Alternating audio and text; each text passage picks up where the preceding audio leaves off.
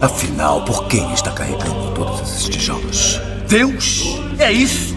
Hoje eu quero falar sobre o discurso que o diabo faz lá no final do filme O Advogado do Diabo. E a atuação de Al Pacino ali foi simplesmente transcendental. Parecia que ele era o próprio Lúcifer. Mas antes de chegar nesse ponto, deixa eu falar sobre algumas questões que são muito importantes. Existem vilões que querem dominar o mundo, existem vilões que querem destruir a humanidade e existem aqueles que são muito mais perigosos. Porque eles querem te convencer que eles têm razão, de que o ilícito e o moral é o caminho certo. E é exatamente isso que acontece no final do filme Advogado do Diabo. A gente vê que durante todo o filme acompanhamos Kevin Lomax, um advogado brilhante que nunca perdeu um caso, um homem extremamente talentoso, inteligente, ambicioso, mas se percebe que cada vitória o afasta um pouco mais dos seus princípios. Até que finalmente descobrimos a verdade. John Milton não é apenas um empresário poderoso, ele é o próprio diabo.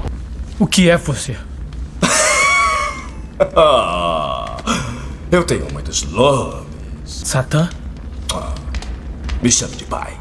Mas o que torna a cena final tão fascinante não é a revelação da sua identidade, é o discurso que vem depois. Porque analisa bem comigo, naquele momento, Milton ele não tenta assustar Kevin, ele não tenta ameaçá-lo, não tenta usar violência, ele tenta algo muito mais sofisticado. Ele tenta convencê-lo. E por que ele faz isso? Porque naquele cenário, naquela situação, ele não poderia usar outro tipo de arma. Tudo que ele poderia usar era o poder da persuasão, era tentar convencer Kevin. E é interessante que esse é o mesmo cenário que acontece lá em Gênesis, quando o diabo ele tenta convencer a Eva a comer o fruto proibido. Você vê que ali ele não poderia forçar Eva a comer o fruto, ele teve que convencer ela usando artifícios. E agora a gente vê que a história se repete, ele tem que fazer a mesma coisa que ele fez lá atrás no Jardim do Éden, ele tem que convencer a Kevin a fazer aquilo por livre e espontânea vontade. Agora imagina você essa cena, o diabo tentando te convencer a fazer algo. Não poderia existir uma cena mais incrível no mundo do cinema. A gente vê que o Milton ele começa a questionar a própria visão tradicional sobre Deus. E por que ele faz isso? Ele precisa abalar a fé de Kevin, do mesmo jeito que ele fez com a Eva. E ele fala para Kevin que tudo que Deus fez, principalmente no ser humano, é contraditório. Porque ele fez o ser humano com desejos, paixões, impulsos e ambições. Só que é exatamente de todas essas características que vem o pecado. Ou seja, por que Deus te deu algo que é proibido? Esse é o primeiro questionamento que ele começa fazendo. Tanto que ele fala isso nessa cena. Deus gosta de observar. É um brincalhão. Pense nisso. Ele dá ao homem instintos. Ele dá esse presente extraordinário e depois o que ele faz? Estabelece regras opostas, contrárias. Eu juro, para seu próprio divertimento, para seu próprio espetáculo cósmico particular. Aqui Milton está comparando Deus com uma criança brincando com uma fazenda de formigas. Que Deus te dá o desejo e ao mesmo tempo ele te proíbe. Que, por exemplo, você tem desejos sexuais e a luxúria é pecado. O ponto dele é falar que tudo isso que Deus faz é para a própria diversão dele. Que fazer a gente ter essa luta interna contra nós mesmos é tudo para sua própria diversão. E é esta a piada maior. Olhe, mas não toque. Toque, mas não prove. Prove, não engula. Enquanto você tenta entender o Todo-Poderoso, o que ele faz? Ele fica lá em cima, morrendo de rir de você! É como eu falei pra vocês, antes dele fazer Kevin fazer o que ele quer, ele precisa primeiro sujar a imagem de Deus. É a mesma coisa, como é que você faz um republicano virar democrata? Você tem primeiro que acabar com a imagem da república. Tá vendo só a estratégia? Aqui não é mais questão de violência, é questão de perspicácia. Milton aqui tá tendo que usar a sua inteligência, não a sua força bruta. E a maior inteligência dele aqui é criar uma imagem distorcida de Deus. Ele fala que Deus seria como alguém que coloca um banquete diante de uma pessoa faminta e depois exige que ela não toque em nada. Ele quer passar ali uma espécie de contradição. Milton descreve Deus quase como um observador distante. Um ser que até mesmo assiste os seres humanos lutarem contra suas próprias naturezas enquanto julga cada erro que cometem. E agora, qual que é a próxima jogada? Pintar ele como alguém totalmente diferente. Ele é o contrário, ele dá força, incentiva cada atitude do homem. Ele fala que ele não poda o homem como Deus faz, ao contrário, ele alimenta a sensação. Eu me importei com o que ele quer. Eu nunca o julguei. Sabe por quê? Porque eu jamais o rejeitei. Eu alimentei cada sensação que o homem é inspirado a sentir. Apesar de todas as suas imperfeições, eu sou fã do homem! E é interessante que por mais que a gente veja que Milton quer convencer Kevin, a gente vê que tem sentimento no que ele fala. Nós vemos que aquilo ali é uma visão profundamente ressentida. E aqui nós encontramos um ponto interessante. Milton não fala como um monstro. Ele fala como alguém que acredita ter sido injustiçado. Em vários momentos parece que ele não odeia apenas a humanidade. Você vê que ele odeia principalmente a Deus. E o ser humano seria apenas o campo de batalha dessa disputa. Ele é um intolerante, é um sádico! Ele é um senhorio relapso! Adorar isso! Nunca! E a gente vê que ele odeia e despreza o ser humano pelo que ele faz com a esposa de Kevin. Ele simplesmente destrói a alma daquela mulher. Sim. Então chega um ponto que o discurso ele se torna ainda mais profundo. Ele diz que sempre foi verdadeiro com o ser humano, que ele nunca fingiu ser outra coisa, e que ele apenas oferece aquilo que as pessoas querem, e que ele até mesmo aconselha elas para o seu próprio bem. E ele sustenta isso quando ele lembra a Kevin o que ele disse para ele: não se vence todas, é melhor parar. E que Kevin simplesmente ignora os seus conselhos. Você a fez mentir! Eu não faço isso, Kevin! Naquele dia, no metrô, o que foi que eu lhe disse? Talvez fosse sua vez de perder. Eu não perco! Eu venço!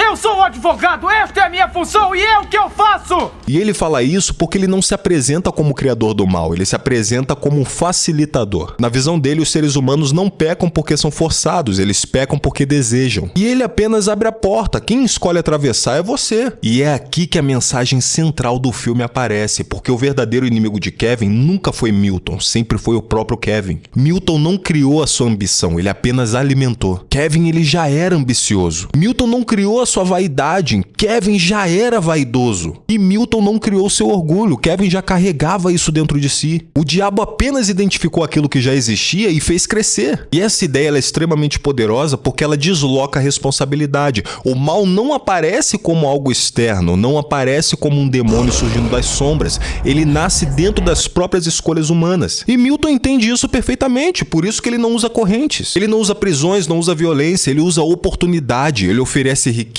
poder, prestígio, status e admiração. Sabe como ele conseguiu convencer a Eva? Através da sedução. A sedução é a arma de persuasão mais poderosa e mais perigosa, porque ela simplesmente te faz desejar algo, e é algo que você não pode e não deve ter. O que uma mulher ou um homem fazem para poder convencer uma pessoa casada a trair? É através da sedução que eles conseguem convencer. E como é que isso é feito? Te fazendo desejar. A mulher vai te mostrar fotos de biquíni para que você possa desejar o corpo dela. E como é que o diabo seduziu a Eva? Falando que se ela comesse do fruto, ela seria igual a Deus. A partir do momento que ele criou o desejo, ele ganhou aquela batalha. E qual foi a última cartada que ele usou para seduzir Kevin, usando a sua belíssima irmã? Qual seria o melhor jeito de seduzir um homem? E ele sabe que as pessoas elas costumam caminhar voluntariamente em direção daquilo que as destrói. Ao longo do discurso, Milton demonstra um enorme fascínio pela humanidade. Ele critica os seres humanos, manipula os seres humanos, corrompe os seres humanos,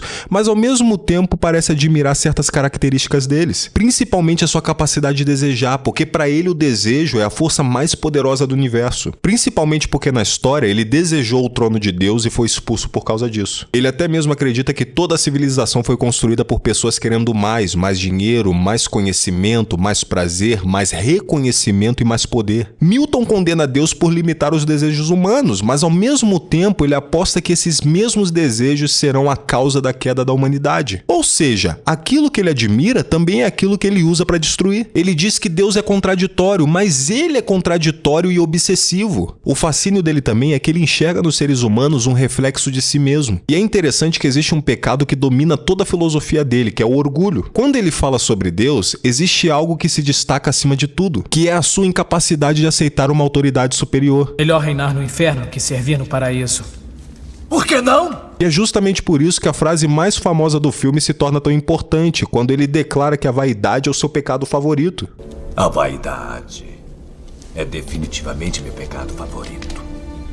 Isso não é uma frase aleatória. É simplesmente a chave pra gente compreender toda a obra. A vaidade não significa apenas gostar da própria aparência. Ela significa colocar o próprio ego acima de tudo. Acreditar que as suas vontades elas são mais importantes que qualquer princípio. Acreditar que você é especial demais pra seguir regras. Até mesmo acreditar que merece mais do que os outros. E olhando pra trás, a gente percebe que a vaidade ela destruiu praticamente todos os personagens do filme. Destruiu os advogados, destruiu os empresários, destruiu os juízes, destruiu clientes e até mesmo destruiu Kevin. Todos caíram porque acreditavam estar acima das consequências. Todos acreditavam controlar a situação, mas estavam sendo conduzidos exatamente para onde Milton queria. E então chegamos ao momento decisivo. O instante que Kevin finalmente entende que não se trata de vencer o julgamento e não se trata de derrotar o diabo. Trata-se de recuperar sua liberdade de escolha. Durante todo o filme, Kevin acreditou estar tomando decisões livres, mas ele sempre foi manipulado. E quando eu falo manipulado, não é por alguém, é pelos seus próprios impulsos, pela sua ambição, pelo seu orgulho, pela sua necessidade de vencer sempre. E no final ele faz algo que Milton não esperava, ele abre mão de tudo, da sua própria vida. Porque quando ele dá o tiro, ele está abrindo mão da vitória, do sucesso e do seu próprio ego. E é justamente isso que quebra o ciclo. Porque o verdadeiro oposto do diabo no filme não é Deus, é a humildade. Milton, ele consegue manipular qualquer pessoa que acredita ser especial, mas encontra dificuldade diante de alguém disposto a renunciar ao seu próprio orgulho. E a gente vê que depois de décadas, esse filme ainda ele continua extremamente poderoso, porque a grande batalha de O Advogado do Diabo, ela não acontece entre céu e inferno. Acontece dentro de cada ser humano, entre aquilo que desejamos e aquilo que escolhemos ser. E é por isso que o discurso do Milton é tão eficiente, porque ele mistura mentiras com verdades. Críticas legítimas com manipulação,